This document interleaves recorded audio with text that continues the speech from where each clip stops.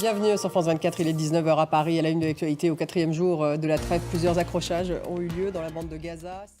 Le débat dans 10 minutes, il est consacré à ce 4e jour de trêve. On va aussi évoquer le rôle de la France alors que des enfants otages français ont été libérés. Quel espoir pour d'autres libérations? Quel est le rôle de la France dans l'aide humanitaire?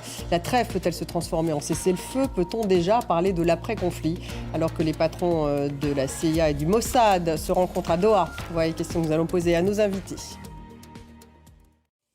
4e jour de la trêve, plusieurs accrochages ont eu lieu pourtant dans la bande de Gaza. Signe d'une situation fragile, avec pour la première fois Israël et le Hamas qui se sont accusés mutuellement de violation de la trêve.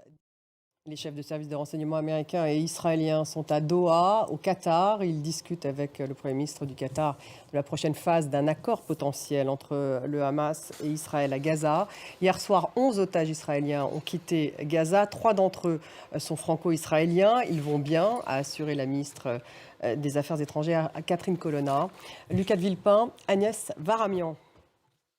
À Gaza, malgré la trêve, l'aide humanitaire reste insuffisante. Au poste frontière de Rafah, justement, des kilomètres de camions attendent de passer alors que les Gazaouis tentent un retour chez eux. À Rafah, reportage de notre correspondant en Égypte, Édouard Dropsy.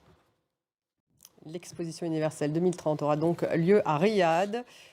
Merci de nous avoir suivis. Restez avec nous dans quelques minutes. Le débat consacré à cette 4e journée de trêve. 10 otages israéliens et 30 prisonniers palestiniens donc, devraient être libérés selon une source proche du Hamas. On va revenir sur cette trêve. On va également évoquer le rôle de la France.